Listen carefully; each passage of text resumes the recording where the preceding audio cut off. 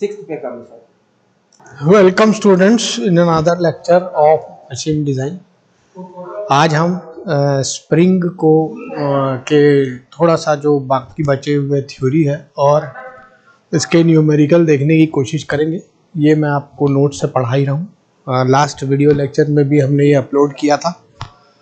इस video lecture में हम जो एक प्राइम इम्पॉर्टेंट है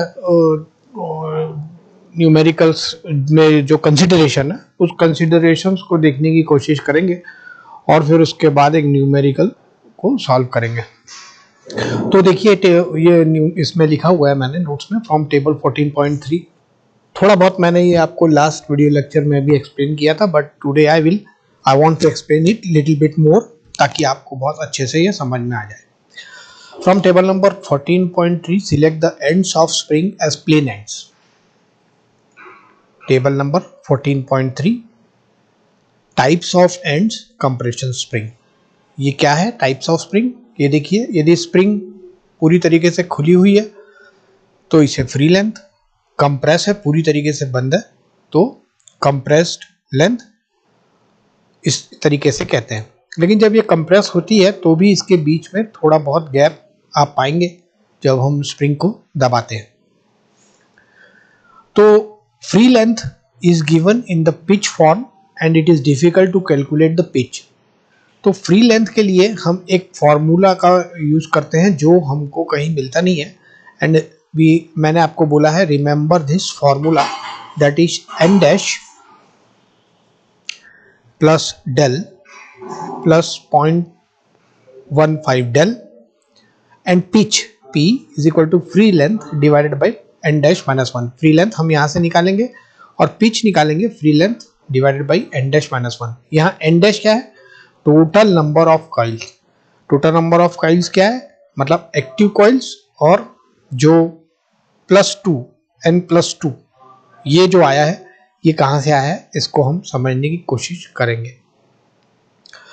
तो यहाँ से मैंने आपको बताया कि जब भी कभी नहीं दिया हो, लेट्स सी वंस अगेन, यहाँ पर लिखा है until and unless not specified always select the square and ground ends of the spring। Square and ground ends of the spring. यदि आपको कोई स्पेसिफाइड नहीं किया है कि स्क्वायर एंड है या प्लेन एंड ग्राउंड एंड है या प्लेन एंड है तो हमको स्क्वायर एंड ग्राउंड एंड को ही सिलेक्ट करना है और इसके अनुसार total number of coils n+2 है।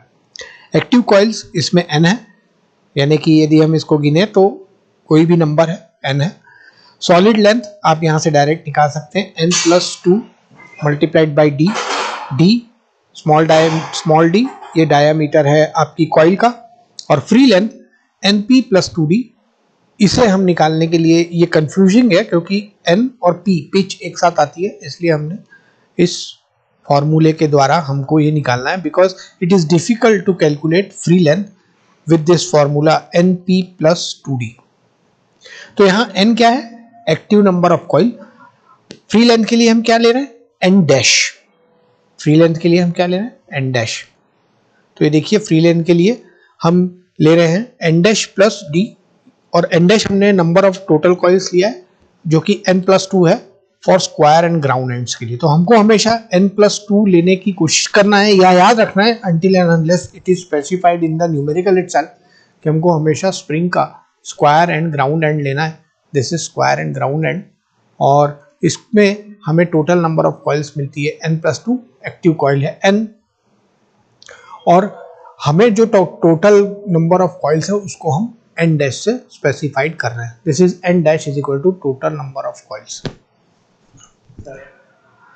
सो इधर इसके बाद देखते हैं एक छोटा सा और एग्जांपल और इसके द्वारा और समझते हैं। The diameter of wire d in mm can be taken from table 14.4। ये भी मैंने आपको लास्ट वीडियो लेक्चर में थोड़ा बहुत एक्सप्लेन किया था लिटिल बिट। 14.4 यहाँ से पेज नंबर 125 पे फर्स्ट कॉलम में आपको दिया हुआ है। ये यहाँ पर free length can be taken as free length plus solid length plus total axial gap plus del. Here solid length we can found out from table 14.3। ये टेबल 14.3 से हम सॉलिड लेंथ ले सकते हैं। ये देखिए सॉलिड लेंथ सपोज हम square and ground and की बात करें तो n+2 multiplied by d। Solid length मतलब ये लेंथ। उसके बाद हमें टोटल एक्सियल गैप निकालना है, टोटल एक्सियल गैप। इसके लिए जो फॉर्मूला है टोटल नंबर ऑफ कॉइल, ये हमको टेबल से मिल गई, total number of coils n dash और -1 into the gap between two consecutive coil, del is equal to deflection. अब हम देखते हैं एक छोटे से एग्जाम्पल के द्वारा इसको समझने की कोशिश करते हैं। देखिए इसमें लिखा हुआ है for example 0.5 mm gap between two consecutive coils, यानी कि इन दो कंसेक्यूटिव कॉइल्स में 0.5 mm का गैप है। Del is the deflection, deflection है डेल, ये दिया हुआ है 19.55 mm and total number of coil is equal to 7, यानी कि n डैश दिया हुआ है हमारा कितना 7। Solid length is equal to 77 mm, 77 mm आपको सॉलिड लेंथ दी हुई है। तो फ्री लेंथ बराबर क्या होगा, solid length plus total axial gap plus del. तो 77 टोटल एक्सियल गैप का फॉर्मूला ये अभी हमने डिस्कस किया, that is 7 - 1 multiplied by 0.5, the gap between two consecutive coils 0.5 mm, ये यहाँ पर मल्टीप्लाई करेंगे plus del, del is deflection 19.55। देखो सॉल्व करेंगे so will get 19.55 mm, so free length will be equal to 19.55 mm। खुरमी की book में भी ये थोड़ा यहाँ पर दिया हुआ है, और यहाँ पर देखते हैं क्लियरेंस बिटवीन एडजेसेंट कॉइल या क्लैश अलाउंस भी कहते हैं, ताकि एक कॉइल दूसरे कॉइल से टकराए ना, तो we call it also as clash allowance. और यदि आपको ये कभी कहीं नहीं दिया हो तो आप डायरेक्टली इसे कंसीडर कर सकते हैं क्लैश अलाउंस को कितना, दिस इज 0.15 डेल मैक्स, यानी कि डिफ्लेक्शन का 0.15। ये आपको याद रखना है कि हमेशा आपको जो क्लैश अलाउंस है वो 0.515 mm या 15% ऑफ डिफ्लेक्शन ये कंसीडर करना है। इफ इन केस आपको कभी भी ऐसा लगे तो आप इसे कंसीडर कर सकते हैं, दिस इज अलाउएबल। तो सम अप करते हैं एक बार सारे फॉर्मूले को and then we will go for the problem itself. हमने अभी देखा अभी तक कि फ्री लेंथ का फॉर्मूला है n dash d plus del plus 0.15 del. आपको ये फॉर्मूला याद रखना है, इसी फॉर्मूले पर हमने ये सॉल्व किया है। उसके बाद pitch is equal to free length minus n dash minus 1, यहाँ पर n डैश है टोटल नंबर ऑफ कॉइल जो कि n+2 है for square and ground end. Last but not least, यदि आप फ्री लेंथ को कैलकुलेट कर रहे हैं टोटल एक्सियल गैप से, तो हमको ये फॉर्मूला यूज करना है, free length is equal to solid length plus total axial gap plus del, और इसी पर बेस्ड ये आपको एग्जाम्पल नोट्स में दिया हुआ है। I hope it is understood. तो चलिए हम एक न्यूमेरिकल की ओर बढ़ते हैं और इस न्यूमेरिकल को सॉल्व करने की कोशिश करते हैं। एक सिंपल प्रॉब्लम लेते हैं। A compression coil spring made of N alloy steel is having following specification. Mean diameter of coil दिया हुआ है, capital D is 50, wire diameter small d 5 mm, number of active coils 20. If the spring is subjected to an axial load P 500 mm, calculate the maximum shear stress to which the spring material is subjected. तो यहाँ पर हम देखते हैं capital C is equal to capital D divided by small d, ये हमारा index आ गया C, spring index. Shear stress निकालने के लिए हम फॉर्मूला यूज करते हैं 1 + 1/2C, और ये आ गया 1.05। और शेयर स्ट्रेस फैक्टर निकालने के बाद हम टाउ निकालते हैं, जिसके लिए हमको हमारे डिज़ाइन डेटा बुक में ये फॉर्मूला दिया हुआ है, that is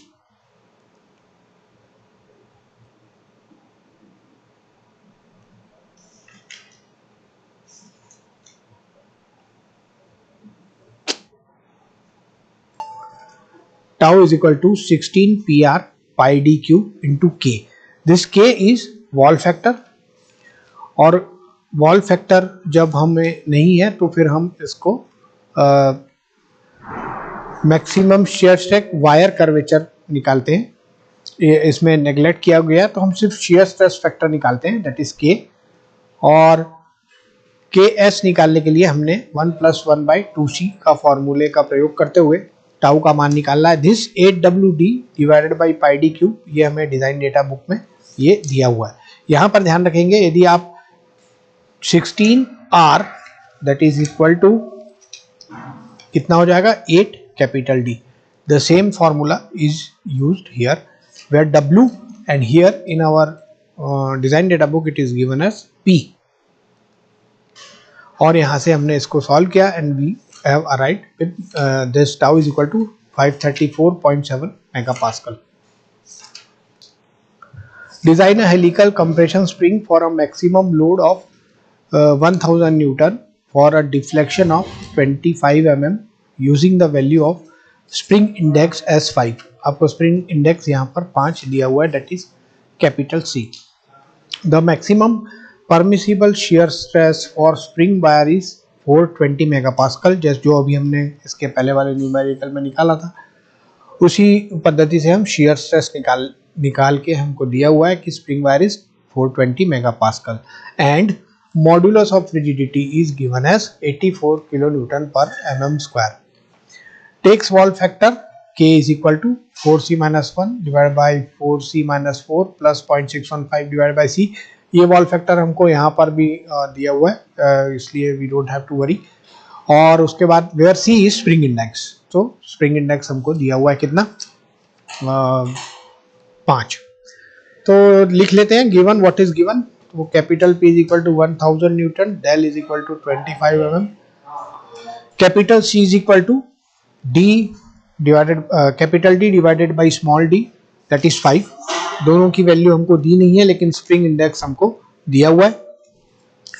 tau is equal to दिया हुआ है 420 mm और सॉरी 420 मेगापास्कल, और capital G is equal to दिया हुआ 84 kilonewton per millimetre square, that is 84 into 10³ newton per mm². Units का ध्यान रखेंगे क्योंकि यूनिट्स आपको लिखनी हर इसमें बेहद जरूरी है. तो मीन डायमीटर ऑफ, सबसे पहले हम स्प्रिंग कॉइल निकालेंगे. तो उसमें capital D is equal to है हमारा mean diameter of spring coil, small d is equal to diameter of spring wire, और कैपिटल K वॉल्स फैक्टर ये हमको दिया हुआ है. हमको capital D by small d that is equal to C का मान हमको 5 दिया हुआ है. हम इस वॉल फैक्टर में इक्वेशन नंबर 14.3 के नीचे देखेंगे K is equal to 4C, 6.14C को दिया हुआ है. इससे हम K की वैल्यू निकाल लेंगे. सारे पैरामीटर्स रखने के बाद ये आया हमारा 1.31. अब मैक्सिमम शेयर स्ट्रेस निकालने के लिए यहाँ पर देखिए टाउ इज इक्वल टू दिया हुआ है 16 PR pi d cube. Equation number 14.3 को यूज करेंगे. 14.3 को यूज करते हुए हम ये इस फॉर्मूले को लिखेंगे. इसको हम कन्वर्ट करेंगे जैसा कि मैंने आपको बताया था, और कन्वर्ट करने के बाद हम सारे पैरामीटर्स रखेंगे और यहाँ से हमको स्मॉल d की वैल्यू मिलेगी, that is 6.3 mm. Small d की वैल्यू हम टाउ की मदद से हम निकाल लेंगे. What parameters we know this 16. P का मान हमको पता है, R हमको निकालना है, R हमको पता है, पाई हमको पता है, और स्मॉल d हमको पता है. हाउ ये R हमको कैसे पता है? बिकॉज C के यदि परिप्रेक्ष्य में देखें तो हमने R की जगह सीधे 8C रख दिया है, और C का मान हमको पता है 5, तो हमने डायरेक्टली इस 5 को यहाँ पर रखा है बिकॉज स्प्रिंग इंडेक्स हमको 5 दिया हुआ है. और लास्ट में हम स्मॉल d निकालेंगे. अब हम ये स्मॉल d निकालने के बाद, जैसे कि हमने आपको बोला था कि कॉइल का पैरामीटर्स डायमीटर चेक करने के लिए आपको टेबल की आवश्यकता होगी, और उस टेबल को देखने के लिए हम डिजाइन डेटा बुक में दिए अनुसार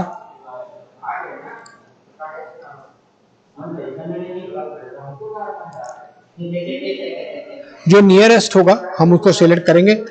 6.3 हमारा आंसर आया है, और यहाँ पर देखिए 6 के बाद 6.5 है या 7 है, आप दोनों में से कौन सा लेंगे, which will be the best, that is 6.5, but here it is written as 7, तो आप 7 भी ले सकते हैं, 6.5 भी ले सकते हैं, या 6.4 भी ले सकते हैं।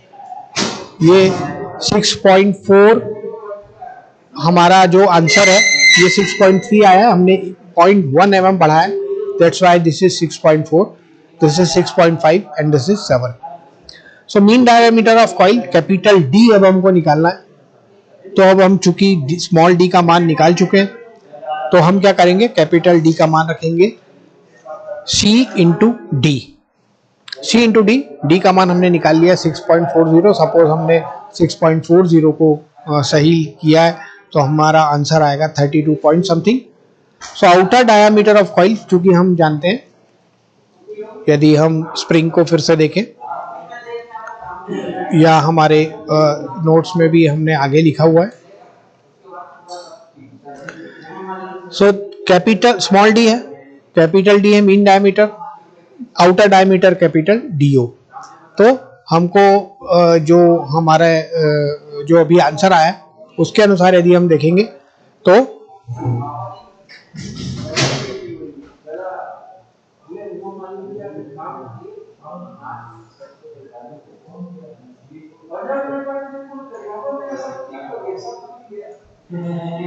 DO is equal to capital D plus D, और inner diameter is equal to mean diameter equal to C plus D. यदि हमें मीन इनर डायमीटर निकालना होगा, तो we have to consider some other calculation that we will see one by one as the numerical we will solve more numericals we will solve. तो number of turns of the coil कितना है, सबसे पहले हम निकालेंगे if n is equal to number of active coil in the coil and active turn of the coil. हमें table में दिया हुआ है active coil is equal to n, तो active coil is equal to n। तो यहां पर देखते हैं axial deflection of the spring, ये हमें डिजाइन डेटा बुक में फॉर्मूला दिया हुआ है 14 I think 2।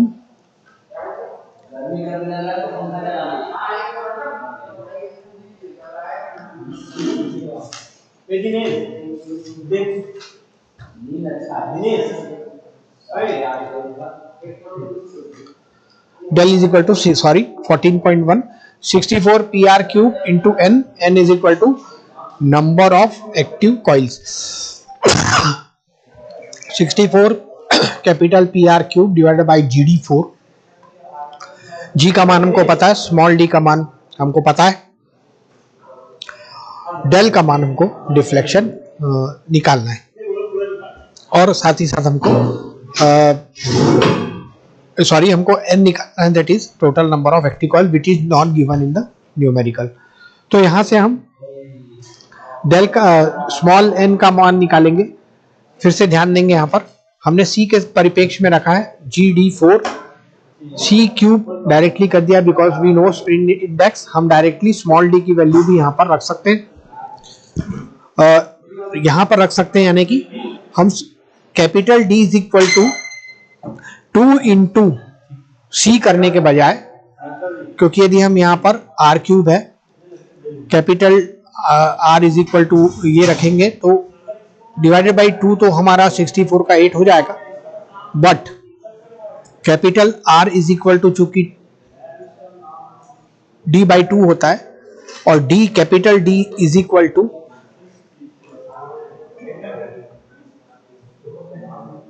Small d multiplied by c होता है, और इसका यदि हम क्यूब करेंगे तो c cube divided by d cube आएगा, that d cube and d4 का d क्यूब कट जाएगा, और सिर्फ स्मॉल d हमारे पास पैरामीटर्स में बचेंगे।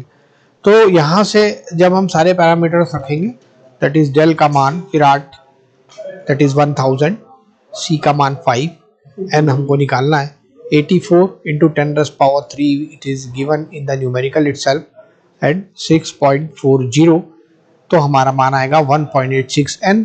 सो 25 is equal to 1.86 n, तो n का मान हमारा 13.44 आया। बिकॉज 13.44 इज नॉट फिजिबल, आपको होल नंबर चाहिए, तो हम इसे 14 लेंगे। अब हम देखेंगे कि ये हमने क्या निकाला है, नंबर ऑफ एक्टिव कॉइल्स।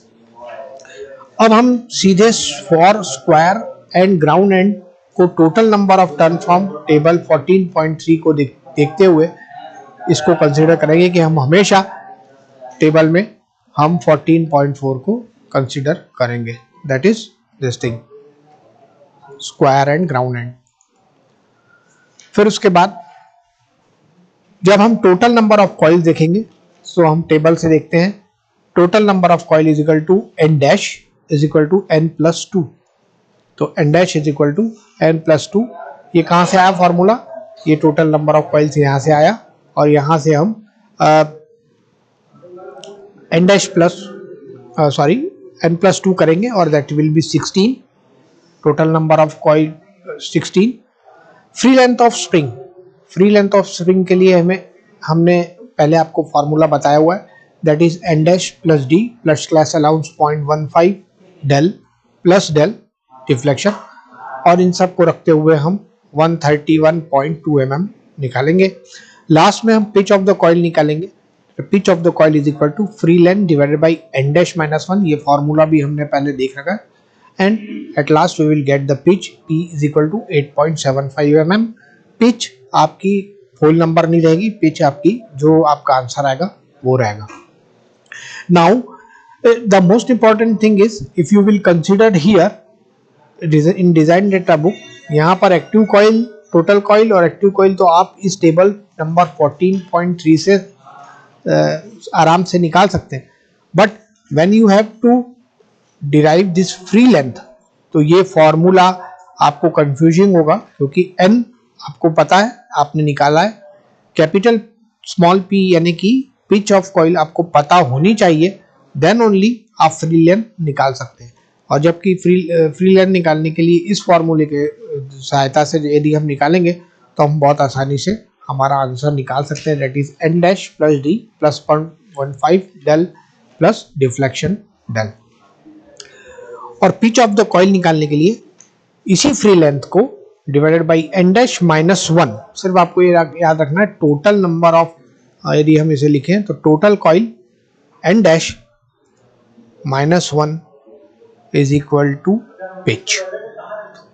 इस तरीके से हम इस प्रॉब्लम को सॉल्व करते हैं, और ये एक बेसिक प्रॉब्लम है, प्रॉब्लम क्वेश्चन नंबर 3, इसको बहुत ध्यान से देखेंगे, आप बहुत आसानी से इसे सॉल्व कर सकते हैं।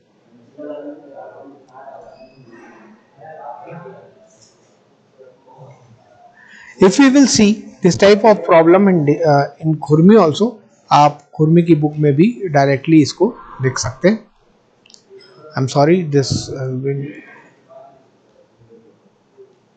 I think 8:30 मैंने आपको बताया।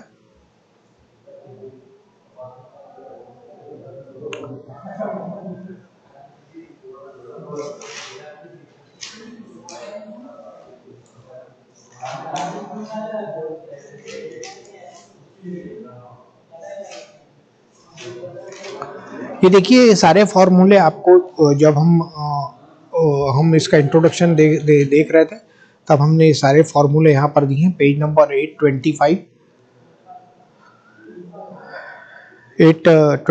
और 826 को आप बहुत अच्छे से देखेंगे, यहाँ पर आपको सारे डिटेल्स मिलेंगे।